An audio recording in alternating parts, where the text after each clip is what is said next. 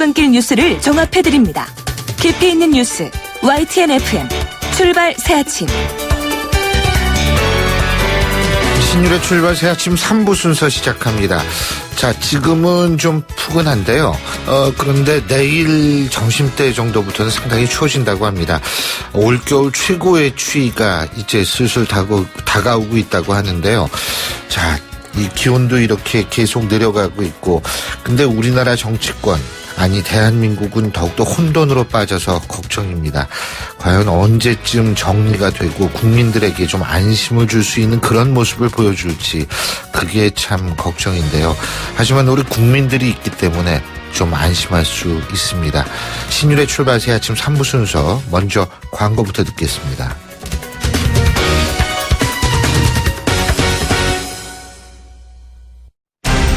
온도와 습도를 항상 일정하게 유지시켜주는 항온항습기 전문기업 AR. 전산센터, 반도체 공장, 미술관, 박물관, 귀중품 보관실을 30년 축적된 기술로 AR이 지켜드립니다. 24시간 확실한 서비스 보장 031-497-0561. 아유, 세 단계 종이 또 걸렸어? 정말 제본 하나 하려다가 미치겠네. 내가 진작 현대오피스로 바꾸라니까. 오늘 다 날 셀 거야. 이제 스트레스 받지 마세요. 사무기기 전문기업 현대오피스가 책임지겠습니다. 사무기기의 올바른 기준 현대오피스. 날이 화창하거나 비가 내리거나 눈이 내려도 나는 망설이지 않는다. 판단하기 전에 눈이 먼저 반응하는 브랜드 잭필드. 베이스 도루코 면도기, 도루코 베이스 면도기, 베이스 안전하고 부드러운 대한민국 면도기. 안전하고 부드러운 면도, 그 이상을 경험하세요. The Shaving Innovator, Dorco Pace. 오염된 공기를 흡입합니다.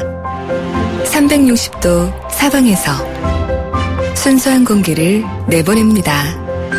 멈춰있지 않고 움직이며 구석구석 더 멀리. LG 퓨리케어 360도 공기청정기. 미세먼지를 줄이고 싶다면, 지구온난화를 멈추고 싶다면, 조인덕 콘덴싱. 아이들을 위해 보일러를 끄고 콘덴싱을 켜자. 콘덴싱 28년 국가대표 보일러. 2015년 금감원 공시 매출액 1위. 한가인입니다. 당신의 화장대 위엔 응축 에센스가 있습니까? 정관장 홍삼 오일과 희석하지 않은 홍삼 응축수로 진하게. 처음 만나는 응축 에센스. 동인비 진 에센스. 좌우로 정렬 2588 좌우가 같네 좌우가 같아 2588 오빠도 좌우로 한번 불러보세요. 네? 오빠는 2588 대리운전을 3년째 부르신다고요? 언제나 어디서나 2588 박소현. 인기 있죠? 2588 송곳 같은 말, 허무한 말, 우리가 주목해야 될 말을 전해드립니다. 왁자지껄, 말.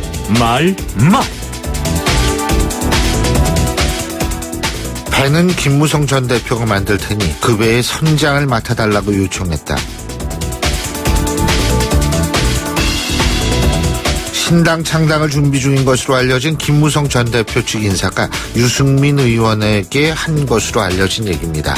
새누리당이 분당이 현실화될 수 있을 듯한 언급입니다만 지금과 같은 현실 물론 오래 끌 수는 없을 겁니다. 지금 새누리당 친박과 비박은 서로 상대방한테 나가라고 하는 형국인데요. 그런 이유 중에 가장 중요한 부분은 지금 현재 양측의 의원 숫자가 거의 팽팽하기 때문이라고 생각합니다. 그래서 이 싸움 쉽게 끝날 것 같지 않습니다. 이런 언급 나오는 걸 보면 하지만 분당이 될 수도 있을 것 같다는 생각이 들기는 하는데요. 그런데 제가 이렇게 표현하는 이유는 말을 30시간 안에 바꾸는 김무성 전 대표의 이른바 30시간의 법칙 때문인데요. 이번엔 진짜 가능한지 지켜보겠습니다.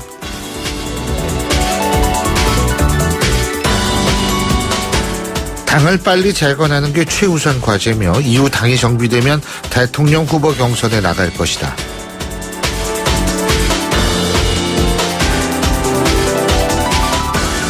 친박 모임의 공동대표를 맡기로 한 이인재 전 새누리당 최고위원이 한 얘기입니다. 이것 역시 분당을 전제로 한 언급이라는 생각입니다. 중요한 점은 대선이 언제 있을지 모르는 상황에서 한쪽이 탈당에 창당을 하게 되면 대선을 준비할 시간이 없을 수도 있다는 데 있는데요. 그래서 탈당 후에 창당을 더욱 꺼리고 어떻게든 당에 남으려고 하는 겁니다.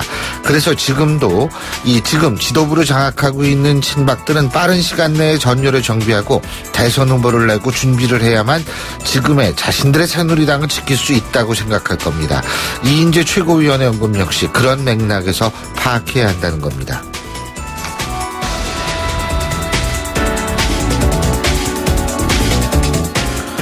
(24시간) 통과 가능. 우병우 일당을 공개 현상 수배한다.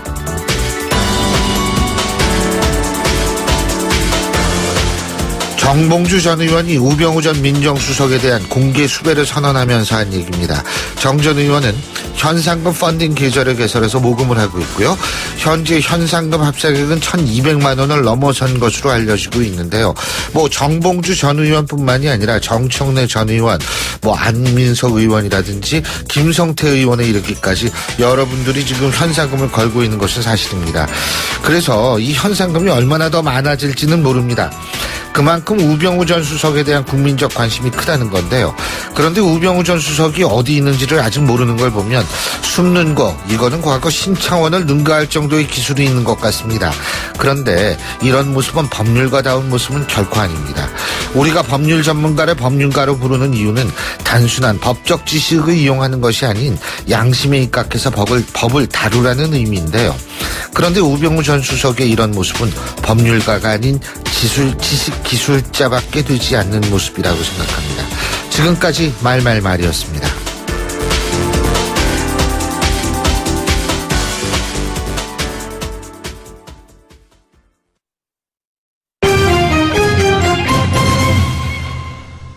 자, 지금까지 들어온 경제 뉴스 알아보죠. 한국경제신문의 정인설 기자 연결합니다. 안녕하십니까? 안녕하세요.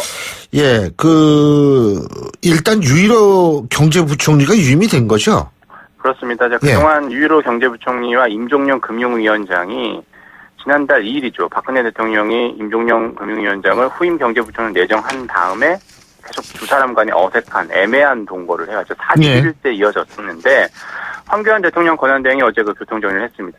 지금 이대로 유일호 부총리는 계속 기획재정부 장관 경제부총리 하고 임종영 금융위원장 계속 금융위원장 하는 방향으로 가닥을 잡았고요. 예. 야당도 일단은 현재 유일호 부총리 체제를 인정하는 쪽으로 가닥을 잡았고요. 하지만 이제 국정주도권이 야당에 있으니까 이 경제산업탄 문제에 대고 완전히 확실하게 야당이 입장 정리를 하지 못했기 때문에 아직까지는 논란의 불씨는 아직 꺼졌다 하긴 힘들고요. 여전히 이어질 것으로 예상이 됩니다.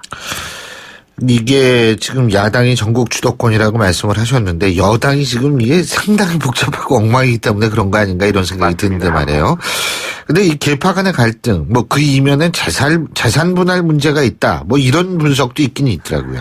맞습니다. 창업보다 어려운 게 창당이라고 한다고 합니다. 왜냐하면 이제 새로운 신당을 만들려면 중앙당 1개, 지방당 5개 이상 만들어야 되고, 당원들 1,000명 이상 확보해야 되고, 그리고 그동안 새누리당 당원들이 200만 명, 사무처 직원 200여 명 이런 분들 놔두고 다시 분당에서 지금 비박계가 새로운 당을 만들려고 하는 게 거의 광해를 나가는 것과 마찬가지라고 해요. 보통 이혼하면 재산을 부부간이 분할을 하잖아요. 정당은 전혀 그렇지 않다라고 합니다. 승자 독식이 아니라 단존 남은 자가 싹쓸이해가 때문에 새누리당 지금 재산이 445억 원 정도 된다라고 해요. 건물도 있고 하니까 이걸 단존파 친박이 남는다면 친박이 다 가져가는 거고요. 그리고 물론 탈당하더라도 국회의원 수들이 있으니까 그에 따라 국고보조금 분기마다 나온다고 하는데 국고보조금 받을 수 있는데 이것도 국고보조금이 크게 3가지 기준으로 나온다고 해요. 원내 교섭단체 인지 그 여부하고 의원 의석수 그리고 총선 득표 비율대로 받는데 이 3가지 중에 총선 득표 비율에 따른 국고보조금은 탈당파 만약에 비박계열들이 나간다면 하나도 못 받는다는 거죠. 이 국고보조금 전체 4분의 1 정도 되는데 이러한 경제적 불이익이 있으라고 하니까 서로 지금 방빼라 서로 나가라고 한다는 그 이유에 이면이 그렇다라는 분석이 있습니다. 예, 그리고 지금 좀 전국이 어수선한데 그래서 그런지 모르겠습니다만 백화점 매출은 줄고 있다고 그러더라고요. 그런데 온라인 쇼핑은 늘고 있다. 그죠? 그렇습니다. 이제 촛불 집회 있고 하니까 특히 서울 도심에 있는 백화점들 그리고 뭐 마트 갈 시간에 다 이제 광화문에 앞으로 안 가는 거죠. 덜 가는 거죠. 그러다 보니까 오프라인 매장은 거의 소비의 직격탄을 맞았고 11월부터 12월까지 오히려 전년 대비해서 줄었다는 거고요. 다만 이제 직장에서도 주말에 뭐 쇼핑을 못했으니까 직장에서 아니면 뭐 집에서 잠깐 스마트폰 두고 온라인에서는 쇼핑을 할 수 있잖아요. 온라인 쇼핑은 오히려 11월, 12월 다 두 자릿수 이상 늘었습니다. 그러니까 오프라인은 직격탄 맞고 대신 온라인으로 스마트폰으로 쇼핑을 하고 있다 이렇게 볼 수 있을 것 같습니다. 예. 자, 그리고요. 은행들이 대출금리를 산정할 때 가상금리를 마음대로 못 올리도록 하는 방안이 추진된다는 소식도 있네요. 원래 2012년에도 이런 대출금리 체계가 모호하다 해서 모범 기준을 만들었었는데 예. 이번에 또다시 이제 금융당국의 은행 대출금리 산정 체계를 봤더니 특히 가산금리는 기준금리에다가 은행들이 이익을 봐야 되니까 가산금리를 붙이는데 이게 너무 불합리하다는 거죠. 은행마다 제각각이고 기준이 모호하다는 겁니다. 은행들이 자의적으로 마음대로 금리를 인상을 해도 소비자들은 언제 어떻게 대출금리가 오를지 특히 가산금리 때문에 예측할 수가 없었다는 거죠. 예. 금융당국은 백화점도 이런 할인 많이 하잖아요. 원래는 5,000원짜리 물건인데 10,000원으로 가격표 바꿔 붙인다면 50% 반값 세일합니다 라고 사라고 하는 거하고 대출금리도 비슷하다라는 거죠. 예. 가산금리 원래 한 0.5였는데 1로 올렸다가 0.5로 내렸습니다 라고 똑같은다니까 이런 걸 투명하게 바꾸겠다라는 건데 2012년에도 이에 비슷하게 해서 조금 바꿨는데 앞으로 이번에 금융당국과 은행이 머리를 맞대고 바꾼다라고 하는데 얼마만큼 고객들 소비자들이 수긍할 수 있는지 수준까지 바뀔 수 있을지 한번 지켜봐야 될 것 같습니다. 예, 잘 알겠습니다. 오늘 말씀 여기까지 듣겠습니다. 고맙습니다. 감사합니다. 지금까지 한국경제신문의 정인설 기자였습니다.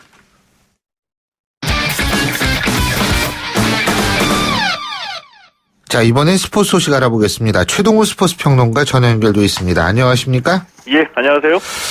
박태원 선수가 아주 요새 그냥 날려요. 예, 그렇죠. 쇼트코스 세계 선수권 대회에서 100m, 1500m에서 우승에 도전한다는 말씀 드렸는데 1500m에서 우승을 차지했네요. 이거 참 어려운 건데 상관왕에 올랐죠? 예, 그렇습니다. 어제 이 쇼트코스 세계 수영 선수권 대회 1500m에서 우승을 차지하면서 3관왕에 올랐습니다. 이 지난달에 아시아 수영 선수권 대회 4관왕에 이어서 이번 달 이 쇼트코스 세계 수영 선수권 대회 3관왕인데요. 200m하고 1500m에서는 그냥 우승이 아니라 아시아 신기록을 세우기도 했습니다. 박태환 선수 이 다사다난했던 2016년이었었죠. 예. 그래도 이 3관왕으로 마무리하면서 해피엔딩을 하게 됐고요. 귀국 후에 휴식을 취하면서 내년 일정을 준비할 예정입니다. 그렇군요. 자, 그리고 예. 이 러시아로 귀화한 그 안현수 선수 있지 않습니까? 빅토르 안이라고 개명도 했죠. 그죠? 예. 근데 국내에서 열리는 월드컵 4차 대회에 참가하기 위해서 어제 입국했네요. 예? 예, 이 빅토르 이 안현수 선수가 16일부터 이 강원도 강릉 아이스 아레나에서 열리는 월드컵 4차 대회에 참가하기 위해서 어제 입국했습니다. 빅토르 안 선수 이 평창 올림픽을 마지막으로 은퇴할 예정이거든요.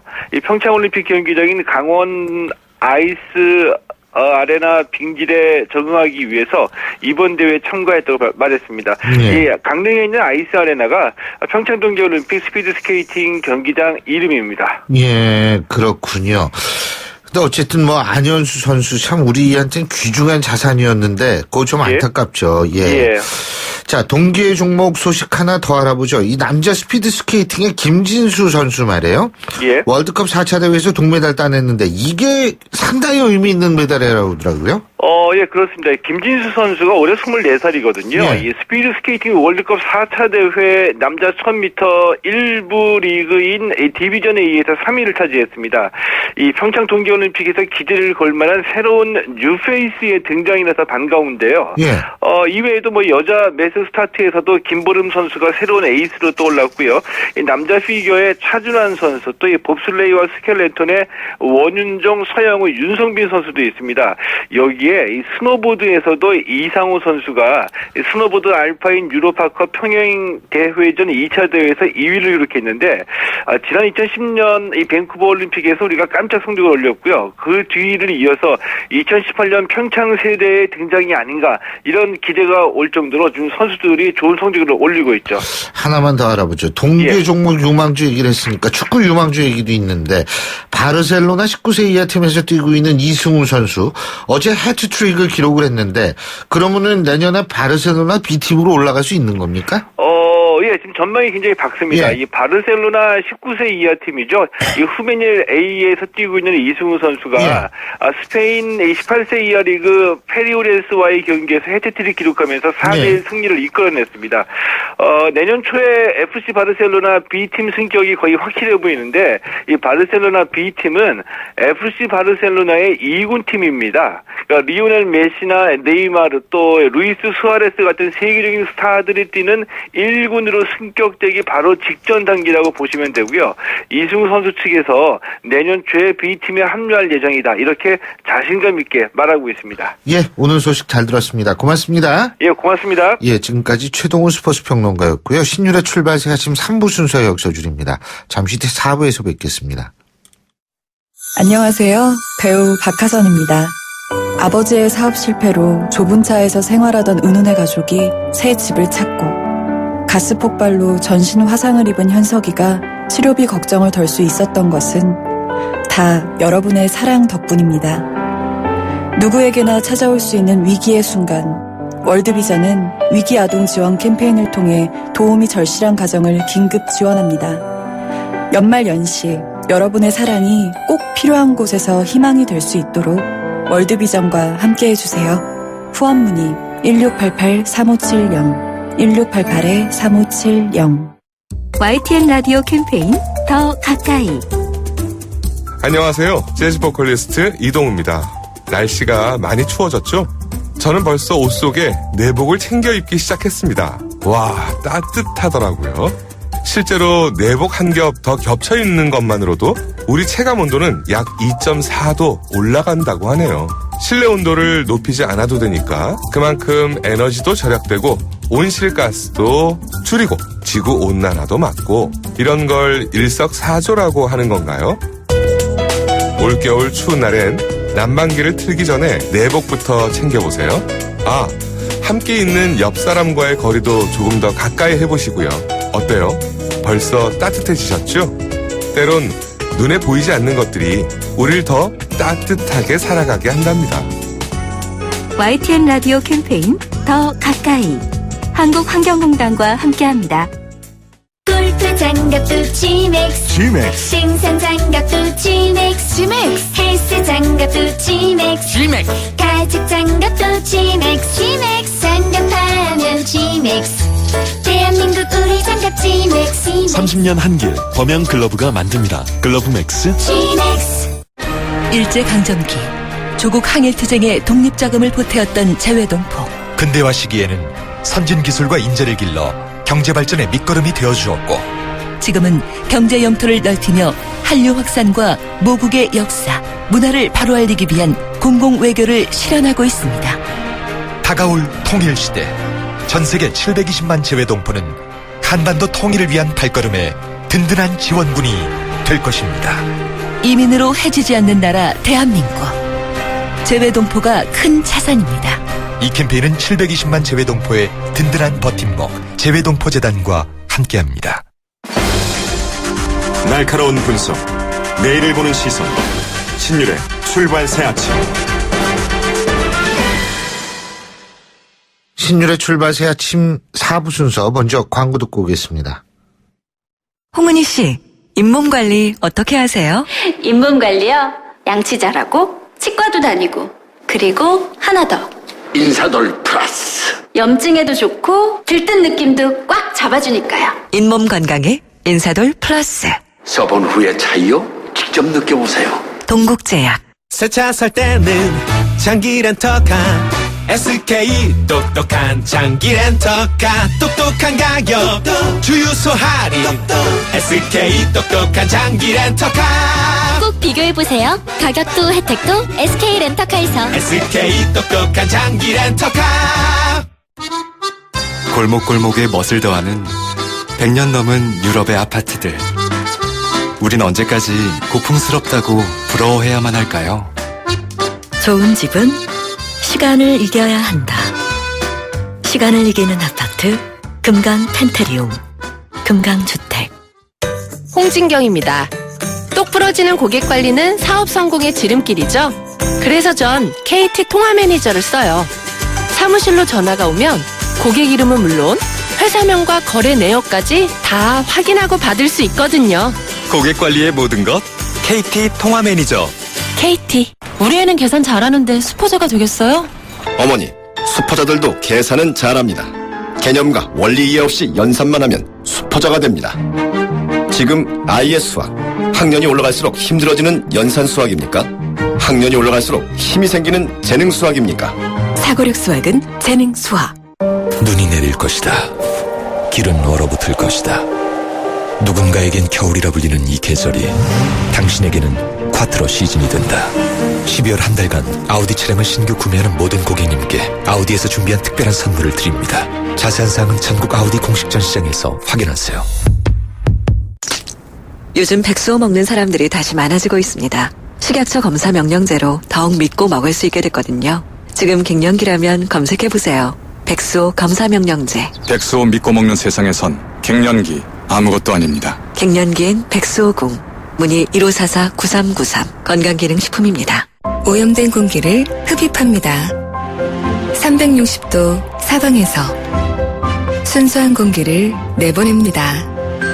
멈춰있지 않고 움직이며 구석구석 더 멀리. LG 퓨리케어 360도 공기청정기. 하이든과 슈베르트가 합창단 선후배인 동네 비엔나. 아인슈타인이 아침마다 커피를 마시던 동네 취리해. 천재들은 왜 이 도시에 푹 빠졌던 걸까? 유럽마저 반해버린 유럽. 대한항공 비엔나 취리히 주 3회 운항. Excellence in Flight. Korean Air. 캐리언에 푹 빠진 우리 서해는 902번을 제일 좋아해요. 폰으로만 보던 캐리언인데 이젠 TV로 크게 보고 또 친구들이랑 함께 보니까 전보다 웃음이 많아졌어요. 이런 채널 정말 고맙죠. 유튜브를 TV로 크게 쉽게 함께 유플러스 TV 가입 문의 101. 컨덴싱. 미세먼지를 줄이고 싶다면 컨덴싱. 지구 온난화를 멈추고 싶다면 조인덕 콘덴싱. 아이들을 위해 보일러를 끄고 콘덴싱을 켜자. 콘덴싱 28년 국가대표 보일러. 2015년 금감원 공시 매출액 1위. 안녕하세요. 아이오아이 소미 세정이 기쁜 소식 들고 왔어요. 롯데 하이마트 송년감사 세일. 너무너무 마음에 드는 가격. 자꾸 챙겨주는 혜택. 경품은 총 1억. 12월 2일부터 25일까지. 하이마트로 가요. 경품은 행사기간 매장 방문 고객 중 응모자 대상. 자세한 사항은 매장 문의. 한가은입니다. 요즘 에센스 종류 참 많죠? 전 뭘 쓰냐고요? 전 진짜 진한 에센스를 써요. 응축 에센스. 정관장 홍삼 오일과 희석하지 않은 홍삼 응축수로 진하게. 처음 만나는 응축 에센스. 동인비 진 에센스. 청년의 꿈을 실은 기프트카가 바닷가를 찾았습니다. 아이 컨택하면서 세상에 하나뿐인 웨딩 사진으로 행복을 전하는 청년 창업자 김혜선 씨. 앞으로도 화기애애하게 달려주세요. 청년의 꿈과 달리는 기프트카. 현대자동차그룹. 신율의 출발새 아침 오늘 순서 시작합니다. 오늘 아침 당신이 듣고 싶은 뉴스 94.5MHz YTN 뉴스 FM 신율의 출발 새아침.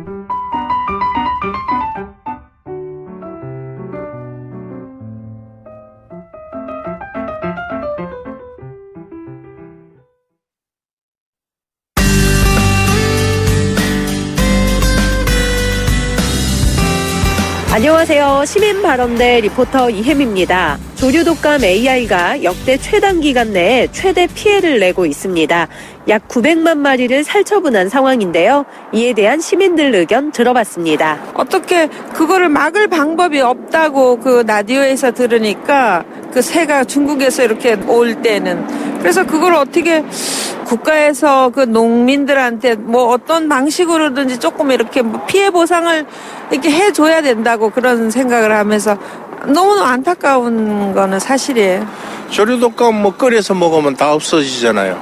인간에 대하면 말하자면 감기하고 똑같은 건데 어차피 인간이 앞으로 살고 있으면 거기에 대한 방체를 만들면 또 슈퍼 바이러스 생기듯이 조류독감도 마찬가지로 그렇게 생기는 거니까 우리가 그 병을 알아나가서 면역체계라든지 이런 걸 잘 만들어서 대응을 하면 그렇게 어렵게 생각할 필요는 없다고 봐요.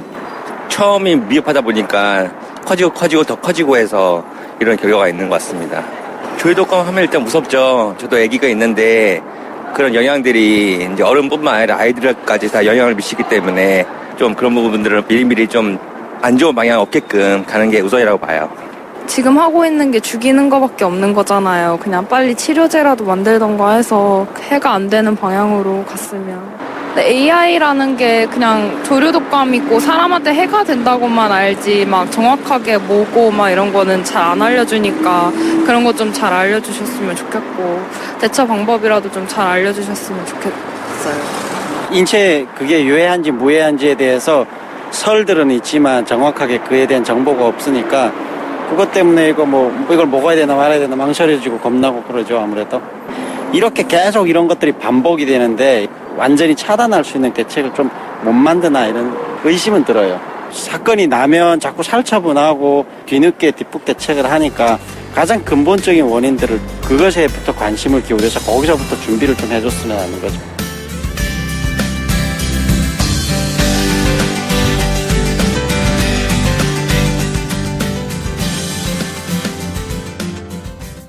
예, 지금 시민들이 궁금해하는 거 인체에 유해한지 무해한지 그리고 대처 방법은 과연 없는지 이런 질문들이 나왔는데요. 그 질문에 답해드리겠습니다.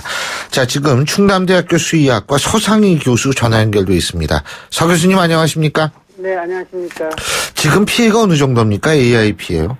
예, 뭐 잘 아시다시피 뭐 단기간에 그 1,000만 마리 육박했고요. 예. 지금 사실 국내에서 가금 산업이 거의 90% 집중돼 있는 전북, 전남, 충청, 경기 지역에 거의 모든 지역에 지금 확산이 되어 있는 상황이 되겠습니다. 이게 지금 우리가 탄핵 때문에 정신이 없어가지고, 예? 여기 이거 굉장히 심각한데, 이거 이렇게 피해가 커지게 된 이유가 뭡니까? 예, 여러 가지 원인이 될 수가 있는데요. 예. 지금 저는 여러 가지, 지금 사실 이게 모든 것은 초기 때 원인을 빨리 파악하고 거기에 맞는 대응을 해야 되는데요. 예. 그래서 지금 이제 저희들이 과학적으로 이제 분석을 하기 위해서는 지금 국내에 발생한 그 AI의 유전자를 분석을 하거든요. 예. 그래서 유전자를 분석했을 때 과연 예를 들면은 방역 당국이 주장하는 것처럼 철새가 예를 들면 옮겼는지 아니면 미리 들어와서 국내에서 또 제조를 있는지 그런 것을 판단하면 방역의 어떤 방향이 정해지는데요. 예. 그래서 방역 당국의 주장에 의하면은 이 중국과 다른 이 내부 이제 인플루엔자 8개 유전자로 구성되어 있거든요. 이제 그 조합이 중국과는 다른 것들이 있다고 지금 발표를 한 적이 있습니다. 예. 그래서 저희들도 바이러스 확보해서 분석해 보니까 방역 당국에서 하는 여러 종은 아닌 것 같고 한 가지 같은데요. 또 중국과 다른 유전자가 섞여 있거든요. 그러면은 이 바이러스가 예를 들면 여러 가지 원인이 있지만은 국내에 미리 들어와서 여름 동안 이렇게 확산되면서 재조합됐을 가능성도 배제할 수 없는데요. 근데 처음부터 무조건 철새가 나오면은 무조건 철새가 옮긴다고 이렇게 그쪽 방역이 포커스 맞춰지다 보니까 소위 말하면 초기 대응, 다시 골든타임을 크게 저는 놓쳤다고 지금 판단하고 있습니다. 그러니까 방역의 방향이 잘못 잡혔다, 처음부터. 그 얘기예요. 예, 그렇습니다. 왜냐하면 유전자 분석을 하면 딱 알 수 있거든요. 예. 그런데 자꾸 제가 그래서 국회를 통해서 유전자 정보를 더 요청을 하고 이렇게 하니까 예. 거의 뭐 이제 언론이 그렇게 대대적으로 이렇게 뭐 이렇게 막대 그래프 그려놓고 발표해놓고 지금은 유전자 분석을 제대로 안 해서 발표했다 그래 발표를 빼거든요. 그러니까 저는 이게 국가의 이 중대한 일을 국민에게 그냥 단지 그 자기들은 그래서 방역이 이게 실패가 없다는 것을 강조하기 위해서 뭐 철새 유래 설만 자꾸 제기하다 보니까 사실은 아시다시피 결국은 농장 발생을 막아야 되잖아요. 예. 근데 일본 경우는 아시다시피 뭐 똑같은 바이러스가 들어왔는데 11월 28일 오리 농장하고 산란계 2개, 오리 농장 하나, 그래 12월 2일 날 그 4개 농장이 57만 마리 살처분하고 더 이상 예. 지금 발생 보고 없거든요. 예. 그래서 우리가 그것을 생각을 해보면은 결국은 방역 당국에 주장하는 것처럼 철새설이 아니다는 게 과학적으로 나오고 유전자 분석을 해봐도 예, 중국과 일치하지 않습니다. 그렇군요. 자, 근데 일반 국민들이 궁금해하는 거 인체에 유해한가 무해한가 이 부분이거든요. 예, 기본적으로 말씀을 드리면 예. 이제 중국에서 뭐 18명 감염해서 10명 정도 사망한 걸로 이 바이러스가 나와 있잖아요. 예. 근데 중국은 위생 상태가 안 좋고요. 또 특히 이제 과학적 실험을 제가 국민들 안입시키는 과학적 저도 염려를 하기 때문에 가장 중요한 게 포유류 감염, 소위 말하면 돼지가 사람하고 호흡기가 비슷하거든요. 예. 그래서 돼지 감염이 잘 되나 또 증상이 나나를 이렇게 사실 제 실험실이 거의 뭐 마지막 단계인데요. 이렇게 해보면 거의 돼지를 감염해서 증상도 나지 않고 또 그 체중도 안 빠지고요. 거의 잘 감염하지 않습니다. 그렇기 때문에 저는 이 바이러스가 예를 들면 우리나라 위생 상태에서는 사람에게 감염할 수 있는, 돼지 실험은 거의 정확하게 우리가 알 수 있거든요. 예. 심지어 이 고병원성이 이 바이러스지만, 신종플루는 돼지 유래는 하면 상당히 증상이 심하게 나오거든요, 돼지예요. 예. 근데 이 바이러스는 거의 증상이 안 나옵니다. 그렇기 때문에, 국민들께서는 저희들이 과학자들에게 또 연구를 해서 과학적으로 증명해보면, 예, 인체 감염 이외에는 그러니까 뭐 개인 위생만 철저히 하시면 큰 문제가 없습니다. 대처는 지금 앞으로 어떻게 해야 된다고 보십니까? 예, 지금은 불행하게도 지금 발생 시기가 상당히 빠릅니다. 예. 예를 들면 2014년도에는 1월 중순에 고창에서 H5N8에서 2016년 2월 2년 동안 지속됐는데요. 지금은 벌써 2달이 빠르잖아요. 11월 16일 날 지금 농장에 발생했기 때문에요. 예. 그래서 다시 말하면 겨울철에 건조하고 온도가 떨어지면 바이러스 생존율이 높고 또 전파력이 빠르기 때문에요.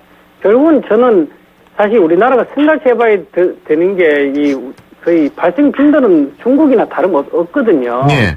다시 말하면 살처분 정책으로는 막을 수가 없는 겁니다. 지금 상태는. 결국은 백신을 빨리 도입해가지고 그래서 한시적인 백신을 도입하면 살처분도 줄일 수 있고 국민 불안도 감소할 수 있기 때문에 저는 생각을 바꿔야 되고 과학적 근거 없이 백신은 안 된다고 이런 식으로 자꾸 하는 게 저는 잘못됐다고 저는 생각하고 있습니다. 그리고 뭐 달걀이나 이런 거 익혀 먹으면 전혀 오리고기나 이런 거 전혀 상관없는 거죠, 그죠? 예, 제가 과학적으로 말씀을 드리면 간단하게 해주십시오. 예, 예. AI 경우는요, 그게 껍질이 세포막을 따기 때문에 열이 상당히 약합니다. 이렇게 드시면 문제 없습니다. 아이고 교수님. 네. 오늘 참 도움이 많이 됐습니다. 고맙습니다. 감사합니다. 네, 고맙습니다. 예, 지금까지 충남대학교 수의학과 서상희 교수였습니다.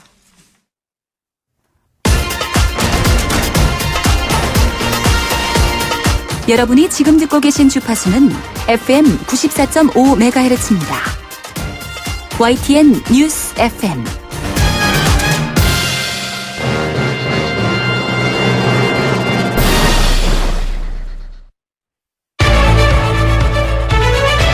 민심은 천심이다. 생생한 여론을 통해 우리 사회를 진단합니다. 이것이 여론이다.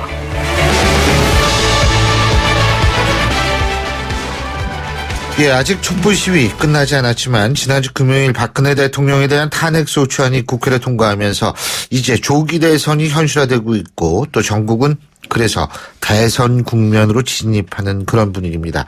자, 오늘은 촛불과 탄핵 국면을 지나면서 대선 주자들의 지지율 어떻게 변했는지 점검해보는 시간 갖겠습니다. 여론 분석 전문가시죠? 오피니언 라이브의 윤희웅 센터장 스튜디오에 모셨습니다. 어서 오십시오. 예, 안녕하십니까? 자, 이 촛불 국면에서 제일 주목될 변화가 바로 이재명 성남시장 아니었어요? 그죠? 예.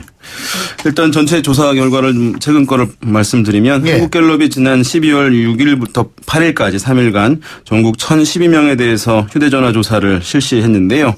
그 조사 결과에서 보면은 문재인 더불어민주당 전 대표가 20%, 그다음에 반기문 유엔 사무총장이 20% 공동대 1위였고 이재명 성남시장이 18%로 3위였습니다. 사실 근데 이것은 20%나 18%나 사실 뭐 오차범위 내이기 때문에 통계적으로는 같은 수준으로 보거든요. 그러니까 사실 선두권에 진입을 했다고 볼 수 있는 것이고 그 아래 순위를 보면 이제 안철수 전 국민의당 공동대표가 8%로 4위, 그다음에 안희정 충남지사가 5%, 박원순 서울시장이 3%, 손학규 전 더불어민주당 상임고문이 3%, 유승민 의원이 3% 이런 순이었거든요.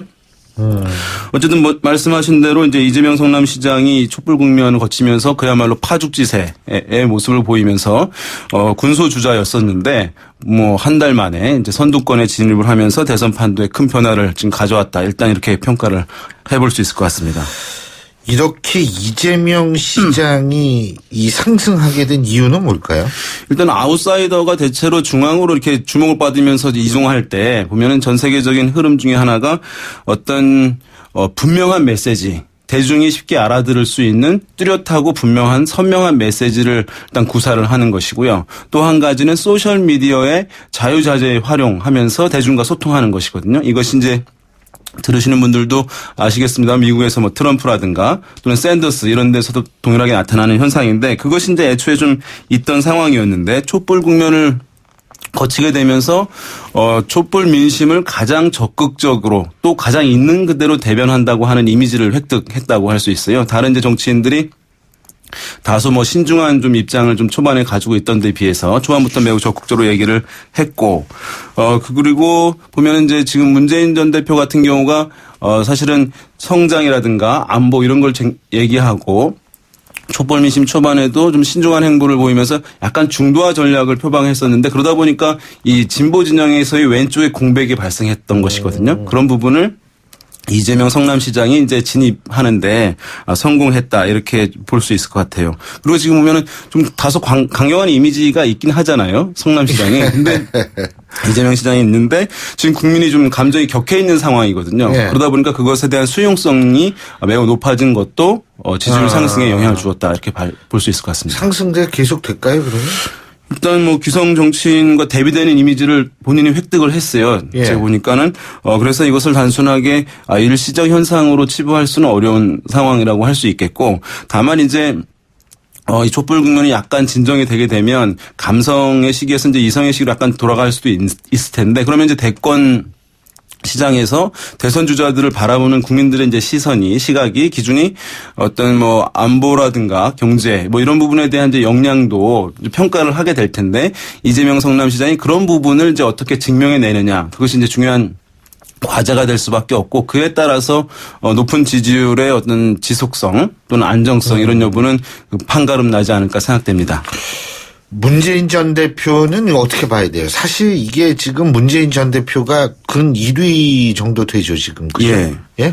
그 두 가지 평가가 다 가능할 것 같아요. 그러니까 이 촛불 국면에서 야권이 주도하고 있는 상황이었는데 불구하고 문재인 전 대표의 지지율이 그렇게 상승하지 못했다. 이것은 확장성의 한계를 보여준 것 아니냐라고 하는 뭐 비판적인 평가가 하나 있을 수 있겠고 그러나 또 한편에서 봤을 때는 이재명 성남시장이 진보층에서도 지지층을 흡수하면서 18%까지 지지율이 올라갔는데 불구하고 문재인 전 대표가 그 수준을 계속 유지하고 있다는 것은 지지층의 경고성과 안정성을 상당 부분 가지고 있는 것 아니냐라고 하는 두 가지 평가 다 가능할 것 같아요. 근데 제가 궁금한 게 일전 같은 경우 지금 이 정도 되면은요 평상 아주 정상적인 대선을 치러진다 하더라도 최소한도 유력 후보면 30% 넘어야 되는 거 아니에요? 지금 그렇죠. 예전 같으면 근데 지금은 안 그렇잖아요. 지금은 사실 뭐 이게 유력이라는 말 붙이기도 좀 사실은 꺼려질 정도. 과거에 비해서는 각 진영에서 이제 독보적인 후보들이 뭐 1인이 있는 상황이었기 때문에 근데 지금은 좀 다른 상황이라고 할 수 있겠죠. 반기문 총장은 어떻게 될 것 같아요? 이거 좀 떨어진 것 같은데. 지금 어쨌든 뭐 친박의 카드다, 박근혜 대통령과 가까운 카드다 이런 이제 인식이 있었잖아요. 그런 상황이었기 때문에 지금 박 대통령에 대한 부정적 인식이 높아진 상황에서 이제 주춤하고 있는 것으로 보이는데, 그러나 이제 이게 보면은 지지층을 보면 새누리당 지지자들이 절반 이상 반 총장을 여전히 지지하고 있고, 또 보수층, 본인이 보수층이라고 생각하는 사람들 중에서도 가장 높은 지지를 반 총장이 받고 있는 상황이거든요. 그래서 어쨌든 뭐 대선이 가까워지게 되면 보수 성향층의 지지를 받으면서 다른 대안 주자들이 사실은 지금 뚜렷하게 없는 상황이기 때문에 보수층과의 연대, 보수 정당과의 이제 어떤 연대는 불가피하지 않을까. 왜냐하면 지지층 특성상 그것이 딴 데서 얻을 수는 없는 상황이기 때문에요. 예. 그런 면에서 봤을 때는 이전 높은 수준까지는 모르겠습니다만은 현 수준 이상으로 지지율은 다시 올라갈 가능성이 저는 있을 것 같아요. 아까 조사기로 말씀하셨어요? 예. 아까 이제 제가 말씀드린 것이었고, 그것이 이제 오차범위랑 제가 응답률을 말씀 안 드렸는데, 표본 오차는 95% 신뢰준에서 플러스 마이너스 3.1%포인트, 응답률은 27%였고요. 이것은 이제 중앙선거 여론조사 공정심의위원회 사이트에서 자세한 내용을 확인하실 수가 있습니다. 이거 얘기 안 하면은요. 예? 윤희용 센터장은 그냥 가시면 되는데 우리가 덤태겠습니다. 근데요. 반기문 총장 그래도 뭐 일부에서는 나름대로 선전했다라는 평가도 있더라고요. 그렇습니다. 지금 어쨌든 그 수준을 유지하고 있는 것이니까 제가 봤을 때는 좀 다시 동력을 얻을 가능성이 있는데 지금 문제는 보수층 자체의 어떤 보수 지지층 자체가 와해되어 있는 상황이거든요. 그것이 어떤 복원이 되느냐 여부에 따라서 지지율 상승도 영향을 받을 것으로 보입니다. 근데 박원순 시장이나 안철수 전 대표 같은 경우에는 지지율이 좀 오르지 못했네요. 그러니까 이재명 성남시장 때문인 것이죠, 사실은. 너무 과격하게 나가니까 이제 웬만큼 강하게 나가도 좀 아니다. 안철수 전 국민의당 공동대표랑 박원순 시장도 촛불 국면에서 매우 적극적인 이제 발언들, 행보들을 한 것은 틀림없거든요. 그런데 이제 이재명 시장이 사실 그 이미지를 먼저 획득하게 되면서 야권층의 이제 비율은 정해져 있는 것이잖아요. 상당 부분을 먼저 선점을 해버린 것입니다. 그러니까 기존에 가지고 있던 이제 지지층까지 안철수 대표나 박원순 시장 같은 경우에는 지금 이재명 시장에게 뺏기거나 그것 때문에 지지율 상승에 제약이 발생해서 결과적으로는 사실은 정치적으로는 이번에 뭐 득을 그렇게 보지 못했다라고 봐야 될 것 같아요. 새로운 인물 등장할 가능성은 어떨까요? 그러니까 지금 나와 있는 상황이기 때문에 각각의 이제 많은 후보들이 있는 상황이거든요. 여기서 이제 각각 지지층들을 가지고 있는 상황이기 때문에 이 상황에서는 새로운 주자들이 부상할 수 있는 공간 자체가 매우 협소합니다. 특히 이제 야권 같은 경우 그렇고요. 여권 같은 경우는 지지층의 특성 때문에, 그러니까 고령층 중심의 보수층은 정부 습득력이 젊은 층에 비해서는 낮기 때문에 사실 대선 주자로 수용하는 데는 제법 상당한 시간이 소요되거든요. 그런 점을 감안하면 야권은 주자가 넘치기 때문에 여권에서는 지지층의 특성 때문에 새로운 주자가 부상하는 상당히 제약이 따를 것으로 보입니다. 예, 오늘 말씀 여기까지 듣죠. 고맙습니다. 네, 감사합니다. 예, 지금까지 오피니언 라이브의 윤희용 센터장이었고요. 신율의 출발사 아침 화요일 순서 여기서 모두 줄이겠습니다. 내일 아침 저는 7시 15분에 다시 오죠. 신율이었습니다. 힘찬 하루 되십시오. 고맙습니다.